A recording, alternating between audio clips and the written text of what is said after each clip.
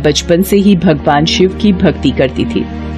उसका नियम था रोजाना सुबह सुबह शिव मंदिर में जाना और पूरे मंदिर की साफ सफाई करके शिवलिंग की पूजा करना। तपस्या के पिता किसान थे। एक छोटी सी जमीन पर जो थोड़ा बहुत अनाज उगता उसे बेचकर थोड़े बहुत पैसे कमा लेते थे। तपस्या 12वीं पास थी। पैसों की तंगी के कारण वो शहर पढ़ने नहीं जा सकी। गांव में ही रहकर वो बच्चों को एक आंगनबाड़ी स्कूल में पढ़ाती थी। सबसे प्यार से बोलना, बड़ों की इज्जत करना उसके स्वभाव में शामिल था। एक दिन, अरे तपस्या बिटिया, आज बड़ी सुबह सुबह मंदिर की साफ सफाई कर दी। जी पंडित जी, आज स्कूल के बच्चों की परीक्षा का दिन है, थोड़ा जल्दी स्कूल पहुंचना है तो सोचा आज तड़के ही उठ जाऊं। अच्छा पंडित जी, अब मैं चलती हूँ। खुश रह बिटिया, बड़ी प्यारी बच्ची है, भगवान भोलेनाथ की परम भक्त है ये अपनी तपस्या। तपस्या स्कूल पहुंचने के लिए जल्दी में थी। अचानक वो किसी से टकरा जाती है। अरे इतनी जल्दी में कहाँ जा रही हो तपस्या? मेरे सामने से हट जाओ गजेंद्र, वरना मैं पिताजी को बोलकर ठाकुर साहब से तुम्हारी शिकायत लगा दूंगी। अरे तू क्या शिकायत लगवाएगी? तेरी बात ठाकुर साहब मानेंगे तब ना, जाकर देख ले ये भी। गजेंद्र ठाकुर का खास नौकर था। वो तपस्या को हर समय आते जाते तंग करता था। तपस्या इन बातों से बहुत दुखी होती थी। अब उसने अपने पिता को बोल ही दिया, बापू, ये गजेंद्र की हरकतें बढ़ती जा रही हैं। जब देखो राह में रास्ता रोककर परेशान करता है। तू परेशान मत हो बेटा, मैं अभी ठाकुर के पास जाता हूँ और इस बारे में बात करता हूँ। राम प्रसाद ठाकुर भान सिंह के पास जाता है और गजेंद्र की सारी बात बताता है। एक बात बोलूं राम प्रसाद, अपनी बेटी को घर में रख। इधर उधर गांव में मास्टरनी बनी घूमती रहती है। लड़कियों का घर में रहना ही शोभा देता है, समझा के? बेचारा राम प्रसाद एक गरीब किसान था, ज्यादा कुछ बोल नहीं सकता था। ठाकुर से गांव में सब डरते थे। वो चुपचाप वहां से चला जाता है। एक दिन शिव मंदिर के बाहर गजेंद्र फिर से तपस्या का रास्ता रोक लेता है और तपस्या का हाथ पकड़ने की कोशिश करता है। तपस्या उसे चांटा लगा देती है। गजेंद्र गुस्से में आ जाता है। मैं तुम्हें पुलिस के हवाले कर दूं, इससे पहले यहाँ से चले जाओ। देख लूंगा तुझे, बस एक मौका हाथ लगने दे। गजेंद्र गुस्से में भरा वहाँ से चला जाता है। तभी पंडित जी बाहर आ जाते हैं। अरे तपस्या बिटिया, ये गजेंद्र एक नंबर का गुंडा है। इसके मुंह ना ही लगो तो अच्छा है। अब अपना मन मत खराब कर बिटिया। अच्छा, अब परसों शिवरात्रि है तो मंदिर में ठाकुर साहब सोने का कलश और माँ पार्वती को सोने के गहने चढ़ा रहे हैं। बहुत बड़ा भंडारा होगा। अपने माँ बाबू को भी दर्शन के लिए मंदिर लेती आना बेटिया, ठीक है ना? ठीक है पंडित जी, मैं ले आऊंगी। शिवरात्रि के दिन ठाकुर भान सिंह शिवलिंग पर सोने का कलश और माँ पार्वती को सोने के गहने चढ़ाता है। भीड़ के कारण तपस्या अपने माँ बापू के साथ मंदिर के बाहर ही खड़े होकर दर्शन करती है। अगले दिन तपस्या सुबह सुबह मंदिर की सफाई करके स्कूल चली जाती है। पीछे से, अरे माँ पार्वती के गहने कहाँ हैं? मंदिर में चोरी हो गई। गहनों की चोरी किसने की? ठाकुर साहब को बताता हूँ। पंडित दौड़ता दौड़ता ठाकुर के पास जाता है। ठाकुर साहब, माँ पार्वती के गहने चोरी हो गए। क्या? अरे किसकी हिम्मत है जो इस गांव के मंदिर में मेरे द्वारा चढ़ाए गए गहनों को चोरी कर ले? पिताजी, मुझे टॉफी खानी है, अभी इसी वक्त।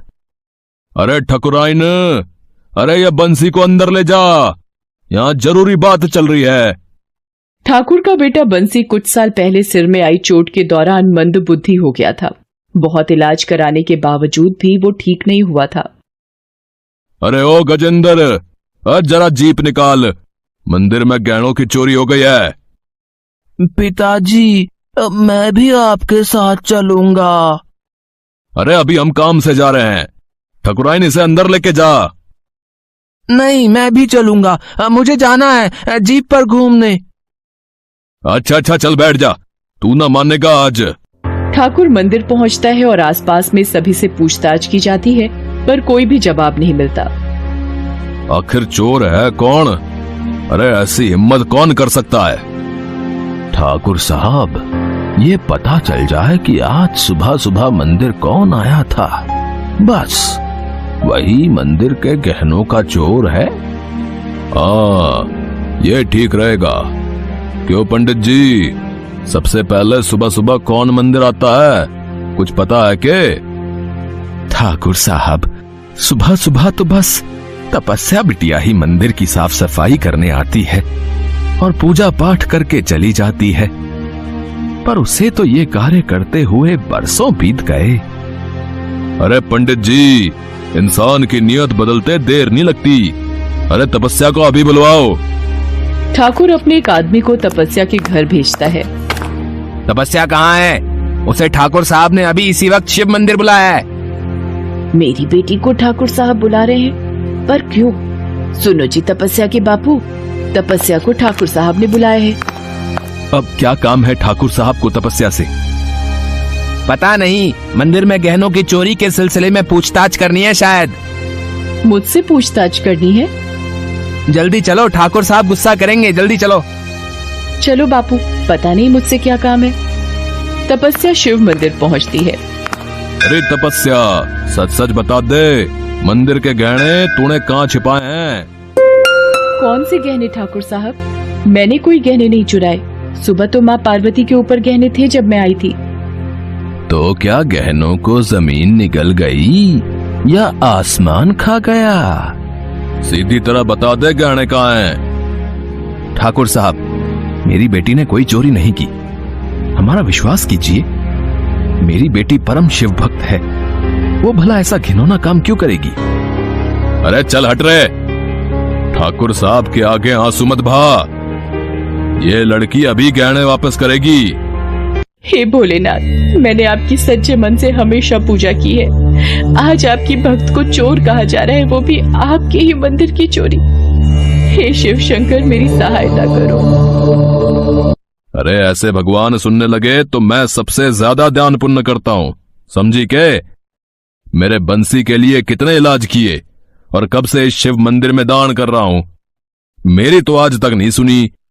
मेरा इकलौता बेटा बंसी इतने सालों से ठीक नहीं हुआ। क्या तेरे शिव शंकर तेरी ज्यादा सुनते हैं के? हैं? तो बोल उन्हें मेरे बंसी को ठीक कर दें। क्या है उनमें इतनी शक्ति है जो तेरी सुन लेंगे और गहनों के चोर का पता चल जाएगा? बात कर रही है। तभी तपस्या को बंसी के हाथ में एक चूड़ी दिखाई देती है जो माँ पार्वती को चढ़ाई गई थी। ठाकुर साहब, आपके बेटे बंसी के हाथ में कुछ है। माँ पार्वती को चढ़ाई गई चूड़ी? रे बंसी, ये तेरे हाथ में कैसे आई रे? वो आज सुबह गजेंद्र के हाथ से गिर गई थी, मैंने उठा ली। ये झूठ बोल रहा है ठाकुर साहब। बंसी ने कहीं और से ले ली होगी। आप इस पागल की बातों पर विश्वास मत कीजिए ठाकुर साहब। रे तूने मेरे बेटे को पागल बोला, मैं तुझे जान से मार दूंगा। मंदिर के गहनों की चोरी तूने की है। मैंने तुझे अपने घर में पनाह दी, नौकरी दी, तू मेरी ही थाली में छेद कर रहा है। बता, तूने गहने क्यों चुराए, बता। मैं इस तपस्या से अपने थप्पड़ का बदला लेना चाहता था, इसलिए मैंने मंदिर के गहनों की चोरी की। तू मेरी आंखों के सामने से इसी वक्त चला जा, वरना मुझसे बुरा कोई नहीं होगा। गजेंद्र तिलमिलाता हुआ वहां से चला जाता है।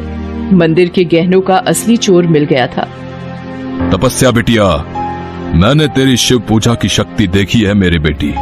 मेरे बेटे को ठीक करने के लिए भी एक बार अपने भगवान शंकर को विनती कर दे। ठाकुर साहब, एक बार बंसी से बोलिए कि शिवलिंग के आगे माथा टेके और मन से भोलेनाथ को पुकारे, देखना वो जरूर सुनेंगे। ठाकुर बंसी को शिवलिंग के आगे माथा टेकने को बोलता है और भोलेनाथ को पुकारता है। हे नीलकंठ भोले भंडारी, रे डमरू वाले, मेरी बंसी को ठीक कर दे। मेरी विनती सुन ले रे बाबा अमरनाथ। ठाकुर के साथ साथ सब लोग शिवलिंग के आगे हाथ जोड़कर खड़े थे कि तभी पिताजी क्या हुआ? आप ध्यान मग्न हो गए। मैंने तो कब की पूजा कर भी ली। आपको पता है आज दूसरे गांव के जमींदार आने वाले हैं। रे मेरा बच्चा, अरे तू ठीक हो गया? ए शिव शंभू, ए भोलेनाथ, अरे आपकी महिमा अपरंपार है। आज ये सब तपस्या बेटी तेरे ही कारण हो पाया है। ये सब मेरे भोलेनाथ की कृपा है। इनसे सच्चे मन से कुछ भी मांगो तो इच्छा पूरी करते हैं। तपस्या बिटिया, मैंने तुझ पर चोरी का गलत इल्जाम लगा दिया, उसके लिए मुझे माफ कर दे मेरी बेटी। ठाकुर साहब, आज आपका बेटा ठीक हो गया, मुझे इसी बात की खुशी है। ठाकुर साहब अब हम चलते हैं। तपस्या की मां भी घर में चिंतित होगी। रे राम प्रसाद, आज तपस्या की भक्ति के कारण मेरे बेटे को जीवन मिला है। मैं चाहता हूं तपस्या मेरे घर की बहू बने। मेरे बंसी की शादी मैं तुम्हारी बेटी तपस्या से करना चाहता हूं। ये सब सुनकर रामप्रसाद की आंखों में खुशी के आंसू आ जाते हैं। घर जाकर वो सारी बात तपस्या की मां को बताता है और कुछ दिनों बाद शिव मंदिर में तपस्या और बंसी की शादी हो जाती है। गजेंद्र को अपने किए की सजा मिल जाती है। मंदिर के सारे गहने वापस मिल जाते हैं। तपस्या की शिव पूजा सफल हो जाती है और शादी के बाद बंसी और तपस्या खुशी खुशी रहने लगते हैं।